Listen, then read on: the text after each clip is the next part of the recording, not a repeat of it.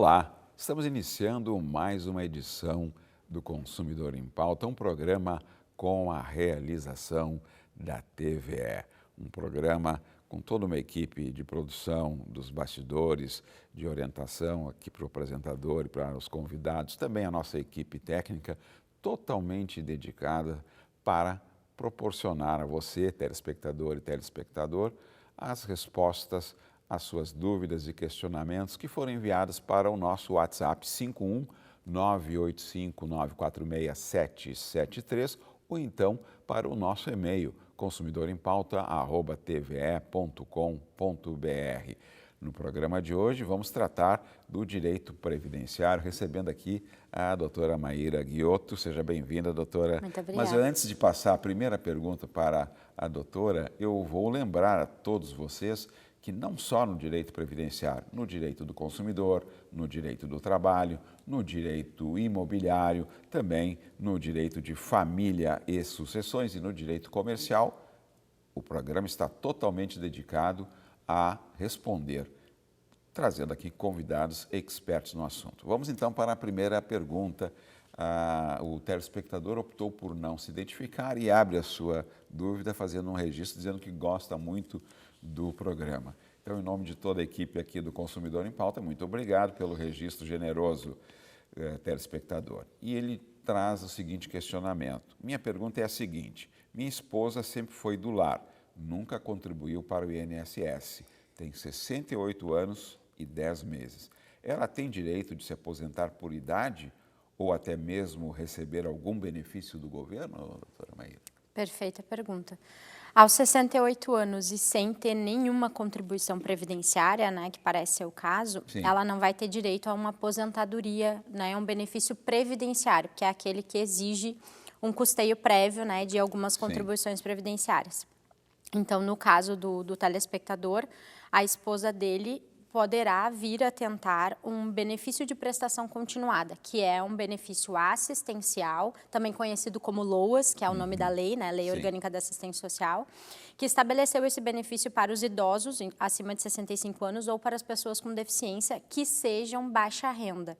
Então, se for o caso deles, né, se eles tiverem uma situação econômica a ser considerada como baixa renda, eles vão precisar fazer o cadastro no CadÚnico em algum CRAS da cidade ou do bairro, e aí eles vão ter esse cadastro, e aí com isso comprovar que eles têm uma baixa renda, e aí eles podem vir a pleitear o valor, o benefício de prestação continuada, que vai ser no valor de um salário mínimo. Ele não é uma aposentadoria, né? Ele não deixa pensão por morte, então Sim, ela vai usufruir ela somente vai usufruir enquanto durante em vida, mas é um benefício que o governo paga para essas pessoas que têm. E é um trâmite fácil de... Não é um trâmite fácil, assim, do ponto de vista, porque a questão maior, normalmente, é a comprovação da renda familiar, que precisa obedecer o critério legal de 1/4 do salário mínimo per capita. Então, vai depender de quem é o grupo familiar deles. Por exemplo, se for só ela e o esposo, se o esposo receber um pouquinho a mais do que o salário mínimo, já vai ficar mais complicado. Mas aí existem mecanismos de comprovação, por exemplo, de gastos com saúde, algumas despesas que podem vir a ser abatidas desse valor e aí considera... Por isso é importante a pessoa se dirigir. Exatamente. E ter bastante documentação para poder comprovar. Correto. Próxima pergunta, a telespectadora também optou por não se identificar e traz um relato e o seu questionamento. Trabalhei 29 anos e 6 meses em uma empresa e fui demitida. Já faz 2 anos e até agora não consegui novo emprego. Tenho 51 anos.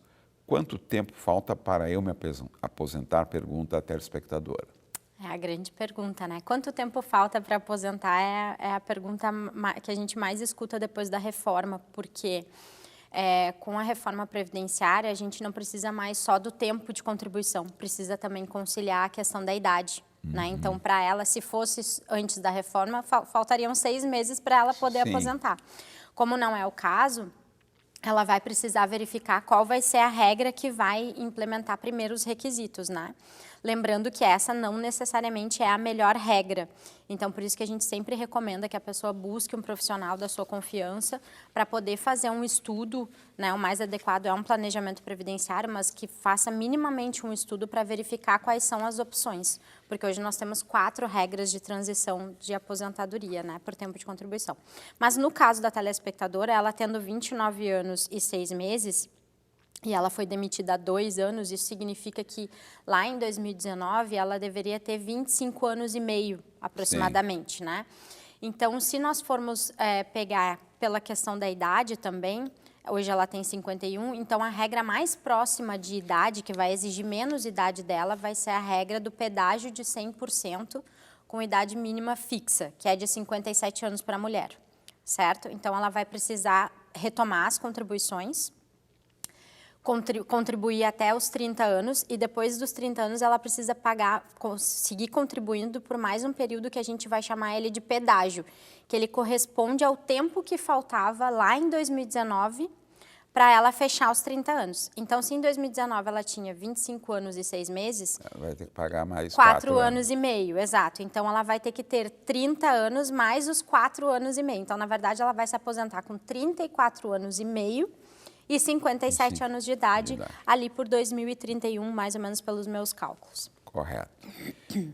A próxima questão da nossa telespectadora Cristina. Eu pago como contribuinte facultativo com 11% do salário mínimo nacional. Estou fazendo certo? Pergunta a Cristina. Outra coisa, eu não fiz cadastro junto ao INSS. Comprei o carnê, preenchi tudo certinho e estou pagando. É isso mesmo? Pergunta a Cristina. Em princípio é isso mesmo. Se ela preencheu o carnê tudo certinho, muito provavelmente significa que ela já tenha um número de inscrição no INSS, né? Ou é o PIS que vem lá quando faz a carteira de trabalho, ou ela já tinha uma inscrição anterior como contribuinte individual, onde ela tinha ali o número de identificação dela, né? Então, com esse número, ela vai preencher a GPS, né? A Guia da Previdência, vai lançar os valores. Em princípio, tudo certo. As únicas coisas que ela precisa observar primeiro, o facultativo 11%, ele só dá direito à aposentadoria por idade. Então, se ela tem algum tempo pretérito de contribuição que não seja nesse enquadramento e com contribuições mais altas, talvez seja interessante ela ver se essa, de fato, é a melhor estratégia para ela, porque ela só vai conseguir aposentar por idade. Daí ela teria que complementar esse valor, mas mesmo complementando, ficaria o valor limitado a um salário mínimo. Então, daqui a pouco isso pode vir a prejudicar o valor da aposentadoria. E a outra questão é que a gente sempre recomenda que ela tenha o hábito de consultar o extrato previdenciário dela para ver se o recolhimento que ela está fazendo não tem nenhuma anotação de pendência, ver se está regular, direitinho. E verifica onde isso... Dentro do portal do Meu INSS. Ela entra pelo login dela do Gov, né, do GovBR, e aí ela vai procurar extrato previdenciário e ali ela verifica as contribuições, se tem alguma anotação de pendência ou não. Na dúvida, ela pode ir até o INSS e verificar a que se refere. E a última dica é que, apesar de que não tenha impedimento algum que a pessoa mesmo preencha a GPS, né, hoje o próprio site do Meu INSS emite a guia. Então, ele emite com mais precisão de dados, ele vai fazendo algumas perguntinhas, é um processo bem intuitivo ali de preenchimento, então a chance de erro ela é menor. Perfeito. A próxima questão foi enviada pelo nosso telespectador Inácio. Sofri um acidente e fiquei com pequenas sequelas. Por causa disso, estava recebendo um auxílio. Me aposentei agora e deixei de receber tal auxílio. Eles poderiam ter me tirado isso? Pergunta o Inácio, doutora Maíra. Sim, o auxílio acidente, desde 97, ele não pode mais ser acumulado com a aposentadoria. Então, ele é pago, a pessoa sofre um acidente, fica com determinadas sequelas, passa pela perícia do INSS, verificando que essas sequelas reduziram a capacidade laborativa dessa pessoa, ela vai ficar recebendo esse auxílio acidente, que é uma indenização, né? Ele não é um benefício que substitui uma renda, a pessoa pode continuar trabalhando normalmente, mas quando ela se aposenta, o auxílio acidente ele é cessado e aí a pessoa fica recebendo só a aposentadoria. Então, isso estaria correto. Antes de passar à próxima questão, eu volto a lembrar a todos vocês que o programa de hoje, que está tratando do direito previdenciário, você pode assisti-lo novamente no nosso canal no YouTube, no canal da TVE Consumidor em Pauta. Assiste no momento mais adequado, pode assistir uma parte, voltar a assistir depois. Vá lá que também você pode assistir não só esse, como os programas anteriores. A próxima questão também é de um telespectador que tem uma dúvida, na verdade não é uma questão, doutora Maíra. Quanto mais tempo eu trabalhar e contribuir para a Previdência, melhor será a minha aposentadoria? Isso é uma pergunta bem recorrente aqui no programa. Essa pergunta é maravilhosa, porque, na verdade, como a gente passa por sucessivas reformas, a população às vezes leva um tempo até se acostumar com a regra nova, né? E em parte esse pensamento ele está correto. Eu vou tentar explicar de uma forma simplificada, mas porque envolve a questão do cálculo, né? Vamos pensar o seguinte: o cálculo ele é feito com base nas contribuições. Então, eu vou pegar todas as minhas contribuições que eu tenho de julho de 94 até a data da aposentadoria e vou fazer uma média. Sim. Em cima dessa média vai existir agora, depois da reforma, um coeficiente de cálculo, que a gente chama, que é um percentual que eu vou receber em cima dessa média. Então, quanto mais tempo eu tiver, maior vai ser esse meu percentual. Um homem, por exemplo, para receber hoje 100% dessa média apurada, correspondente à sua aposentadoria, ele precisa ter 40 anos de contribuição e a mulher 35 anos. Então, nessa lógica, analisando pura e simplesmente o coeficiente de cálculo, sim, quanto mais tempo eu trabalhar, melhor vai ser, né? Mas a gente nunca pode esquecer o que vem antes, que é exatamente a média. Então, se eu tenho uma média de valores muito baixinhos, por exemplo, passei uma vida inteira contribuindo sobre um salário mínimo, não vai fazer diferença se o meu coeficiente for alto ou for baixo, porque eu vou receber salário mínimo de qualquer forma. Então, em tese, esse pensamento está correto, mas ele precisa também levar em consideração qual é a qualidade dessas contribuições. Então, se ele tiver um período bastante alto de contribuição e essas contribuições forem elevadas, quanto mais tempo ele trabalhar, melhor vai ser o salário de aposentadoria que ele vai ter. Consumidor em Pauta vai para um breve intervalo e já voltamos aqui com a doutora Maíra Ghiotto, respondendo as questões e dúvidas enviadas por você, telespectador e telespectadora, ligados ao tema do direito previdenciário. Nos aguarde.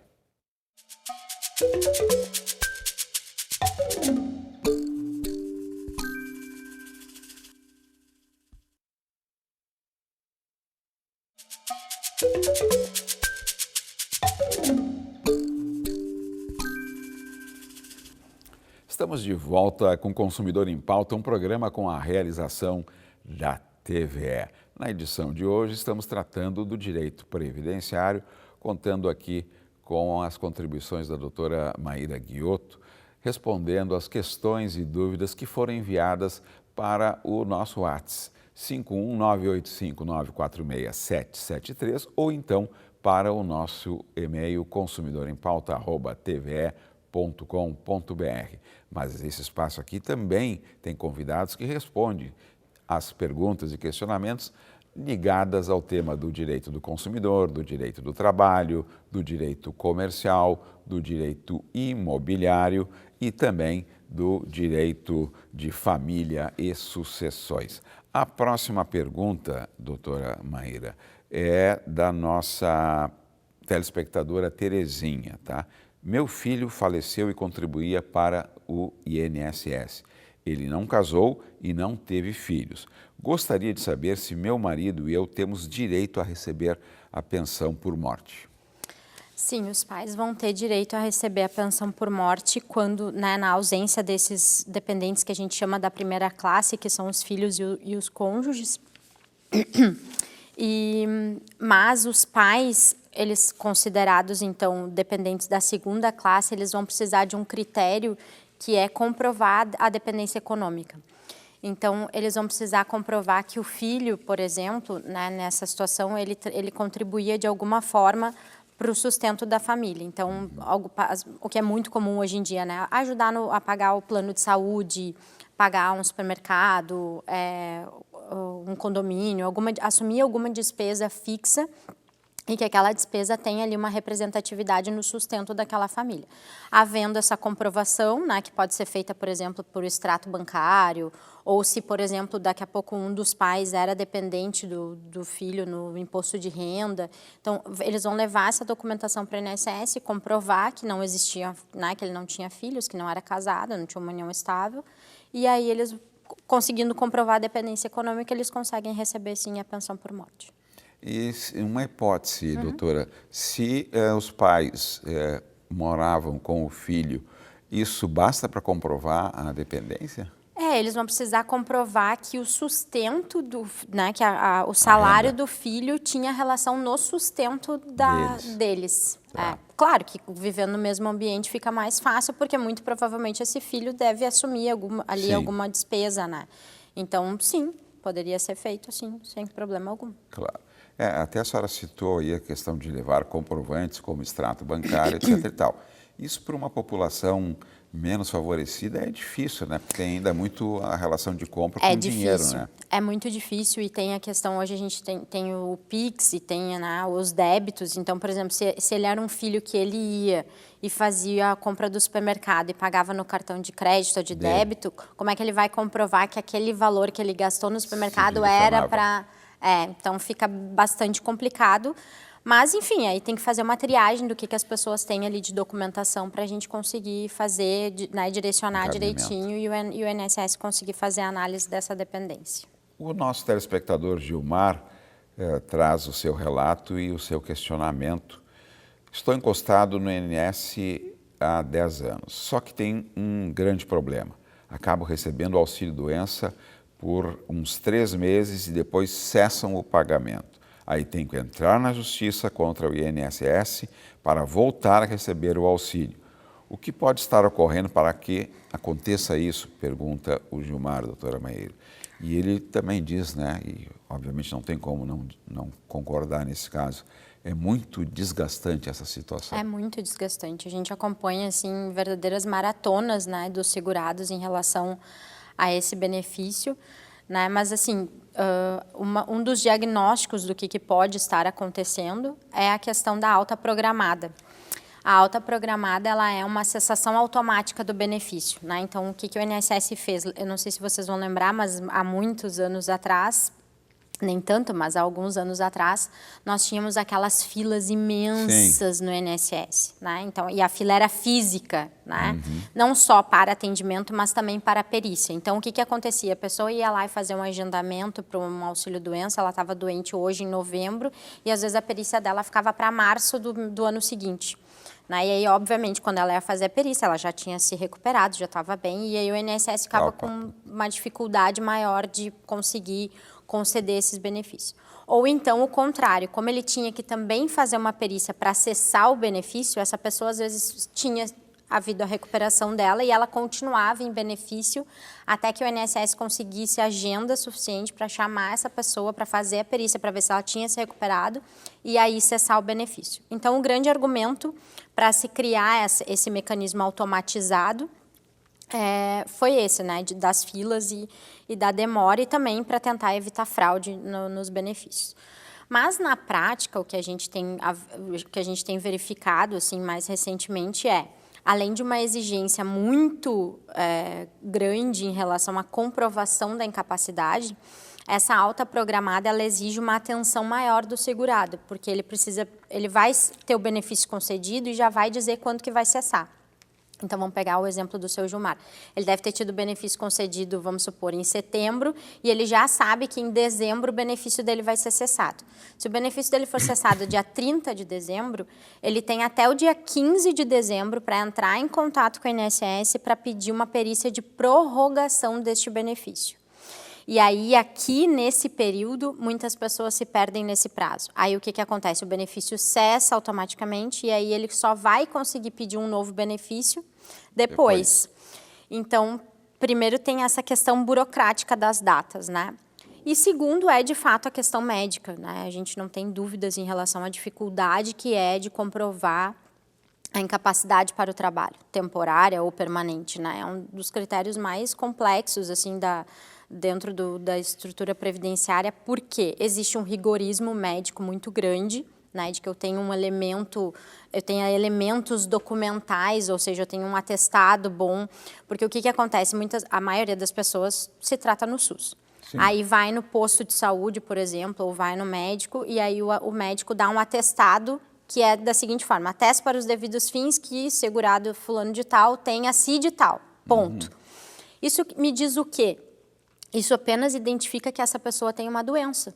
Eu não sei como esta doença se relaciona com a incapacidade para o trabalho. Então, na grande maioria das vezes, a dificuldade está aí. Eu, sem dúvida, tenho uma pessoa doente, mas o que o perito do INSS precisa saber é como essa doença impede essa pessoa de trabalhar. Qual é o trabalho que ela desempenha, como é que é a função, quantas horas ela fica de pé, quantas horas ela precisa ter uma atenção, se ela trabalha de noite, de dia, enfim, né? Sim, são inúmeras naturezas de trabalho. Então, o grande gatilho assim, maior dos indeferimentos é exatamente nessa comprovação da incapacidade para o trabalho. Coisa que dentro do processo judicial, a gente tem um lastro maior para fazer, porque muito, né, na maioria das vezes, essa pessoa está acompanhada, seja por defensor público ou por um advogado, que consegue fazer essa demonstração maior para o juiz, e aí vai passar por uma perícia judicial, que tem um médico, né, ali especializado, na maioria das vezes também na doença dessa pessoa, e aí consegue ter um laudo mais completo e uma análise mais global dessa incapacidade, e aí por isso consegue a concessão do benefício. Suas explicações foram extremamente precisas, mas o primeiro passo seria o Gilmar ficar atento a esse processo. A data da prorrogação. Da prorrogação. Isso é feito de maneira online também, é possível? Sim, ele pode ligar para 135 e já pedir a prorrogação do benefício. Olha, meu benefício vai cessar dia 30, até o dia 15 ele tem que ligar para 135 e dizer que ele quer marcar a perícia de prorrogação. Né? Essa é a primeira questão. E a segunda questão é, sempre que ele tiver uma nova perícia, ele ter a documentação médica completa e atualizada. Tá certo. Vamos então para a próxima questão da nossa telespectadora Jane. Fui casada por 25 anos e há 5 estou divorciada. Meu ex faleceu agora e gostaria de saber se terei direito à pensão por morte. Eu recebi a pensão alimentícia determinada pela Justiça. Pergunta a Jane. Doutora Maíra, por favor, a sua orientação. Perfeito. A Jane, por ter uma decisão judicial, vai ter uma facilidade bastante grande ali em relação à comprovação da qualidade dela de dependente, porque a lei assim prevê, né, que não é apenas o cônjuge atual que tem direito, mas também aquele ex-cônjuge que tinha ali uma dependência em relação à pensão alimentícia. Então, ela pode se habilitar como dependente no INSS, vai demonstrar que ela recebia uma pensão alimentícia até a data do óbito, né? E aí, muito provavelmente, o INSS vai deferir. Uma questão muito recorrente é a questão do valor, né? Que é importante destacar aqui, o valor que ela recebia de pensão ou o percentual que ela recebia de pensão alimentícia não corresponde ao percentual que ela vai receber de pensão por morte, porque é um outro cálculo, tem a ver com a aposentadoria, com a pensão, né? Então, ele não tem uma relação... E pode ser menor, inclusive. E pode ser menor, e muito provavelmente é o caso. A próxima questão foi enviada pelo nosso telespectador Carlos. Meu filho de 30 anos tem uma deficiência e é meu dependente. Quando eu morrer, ele terá direito à pensão por morte? Pergunta o Carlos. E faz um outro questionamento também. Como posso proceder para garantir isso?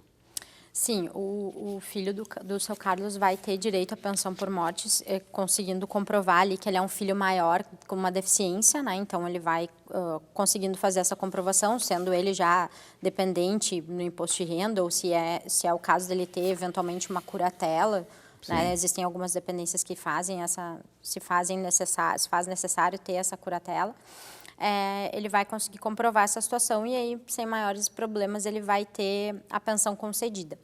Existe na legislação a emenda 103, que é a que traz a reforma da Previdência, ela prevê que para os filhos que tenham deficiência ou uma invalidez, é possível fazer essa habilitação prévia. E aí a pessoa já passa por uma avaliação biopsicossocial para já ter esse quesito da deficiência e da invalidez já qualificado dentro do INSS, para que daí, quando há o óbito, eu não preciso fazer todo esse processo e aí acabar... Automaticamente. Acabar atrasando a concessão do benefício, porque de qualquer forma ele vai ser validado, né? Mas aí já existe a informação de que, bom, havendo o óbito do seu Carlos, o INSS já tem ali no sistema que ele tinha um dependente com deficiência ou inválido, né? Mas esse serviço ele ainda não está disponível tal qual deveria ser, né? Habilitação prévia de dependente para fins de pensão por morte dentro do meu INSS. Então, precisa ser feito um pedido específico na agência, e aí o INSS tem, em alguns casos, indeferido, porque ele não tem um procedimento para isso, e aí acaba que tem que fazer uma ação judicial específica para que o INSS faça essa habilitação prévia. Uma dúvida aqui que surgiu em relação à questão da definição de deficiência. Isso independe do grau de deficiência, porque há vários graus de deficiência, né? Então, em qualquer um dos enquadramentos, ele vai ter direito a... Para ele ser considerado um filho com deficiência, né, ele precisa ter uma deficiência mental, intelectual ou física que tragam impedimentos, né? Então, assim, o grau em si é diferente do grau da aposentadoria da pessoa com deficiência. Né? Aqui não tem avaliação do grau, mas tem a avaliação de como essa deficiência considera ele dependente. Doutora Maíra Ghiotto, muito obrigado pelas suas contribuições aqui no Consumidor em Pauta. Ficamos por aqui e aguardamos todos na próxima edição. Até lá!